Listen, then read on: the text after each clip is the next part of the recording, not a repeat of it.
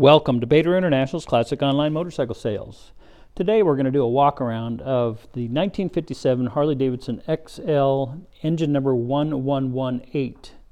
This bike was actually restored by Don Chastain a number of years ago, and he did a very nice job. He used quite a few NOS parts in the restoration itself. So let's just do a little walk around and so we all can see the work that he did do, and also point out a few things that I noted while I was going over the bike.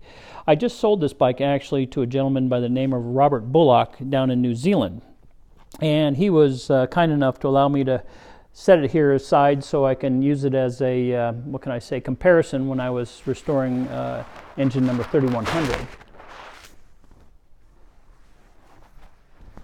But now that number 3100 is complete, this bike is slated to head out to New Zealand here within the next few days. So I decided I would document the bike itself, as we probably will not see it back in this country in our lifetime. So, but of course, the front fender has the fluted struts, the plain-headed bolts. Now, a little bit of a discrepancy, and I'll leave it up to you guys to decide, but like on the lower bolts, these are half-inch head, plain-headed bolts, and with the internal shake-proof washer. Now, this upper bolt, I've seen this on the two bikes, and I believe I see it on the museum bike in Milwaukee. This is a 7/16 headed bolt with the internal shake-proof washer on the backside, and it also has, instead of a regular nut, it is a pinch nut that the narrower pinch nut goes on the back side on those. Has the proper 1038 CP bolt with the larger nut on the back with the internal, what I'll say, taper.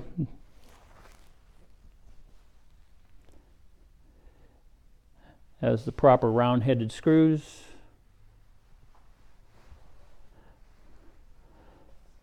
Cycle beam headlight.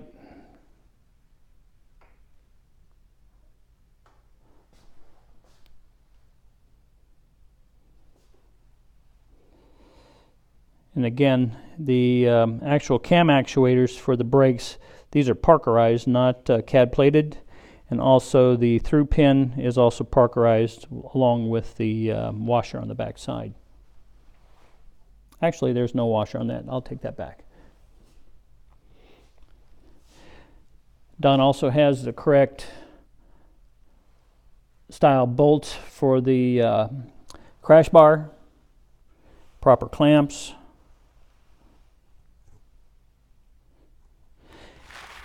and someone actually told me that this is supposed to be a CAD plated bolt, but I'll leave that up to you guys to decide on what is correct. Engine numbers on this bike are very clean, proper date codes. Even has the vented Harley Davidson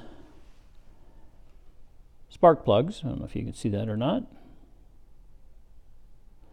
Again, being that Don did this so many years ago, I don't think the cloth-covered cables were available back in the day, so these are actually the type that we would now remove and replace it with the cloth-covered cables.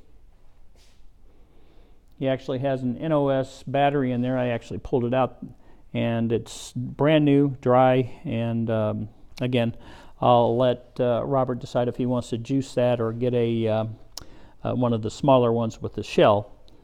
So, proper pinch nut, narrower than the wider normal regular nut.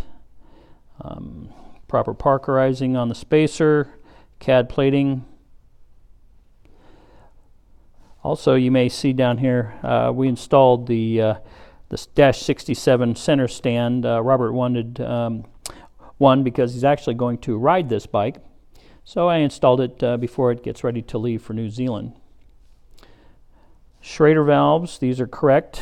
If you look in the museum bike, you'll actually see, I think they have a steel stem and a rubber stem, but The inner tubes in 1957 actually had the Schrader valves on them, such as this example. Also has a proper RH55 taillight bracket and the dash 55 lens. This is a very nice correct one. Does not have the extra stampings over on the side, and it is a guide. The license plate bracket is absolutely correct. It has the narrow support, also the narrower earlier style license plate bracket itself. Now here's one of the things that when Dave Carlton was over here the other day that we had sort of disputed. He said that these should be CAD. I took a look at the museum bike, also this bike, and the original 1958 that I have in the showroom, and they're all Parkerized. So again, if anybody wants to split hairs or come back with a response, let us know. But right now, our decision or our calculation is that those are Parkerized. Again, all proper fit and finish. Also, it has the rivets with the crush on the outside and the rivet head on the backside. That is correct for 1957. These are incorrect. These should be the Circle F bolts for the actual hold down of the chain guard. So that's one of the things that I would ding on this bike besides the cables. But again, Don did this bike back in the back in the 90s, I think. And again, I don't know if those were available to him. Has a proper kickstand, or I mean kickstarter, I should say, with a little nodule down here. Proper 1038 CP bolt, nut, and washer. He also has a diamond chain, which you had the option of either diamond or Duckworth.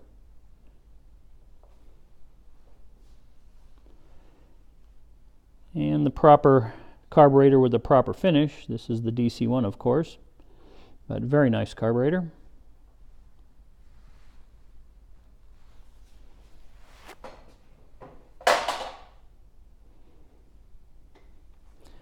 The proper dash 52A shifter.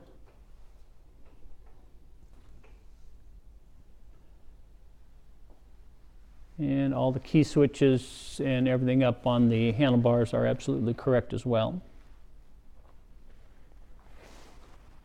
So again, a very, very nice bike.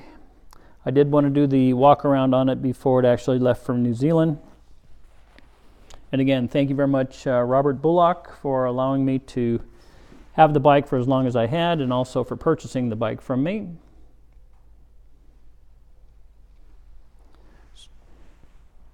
If you have any questions about the 57s, or if I can help you out with anything, you can always reach me direct at batorintel, BATORINTL, at AOL.com.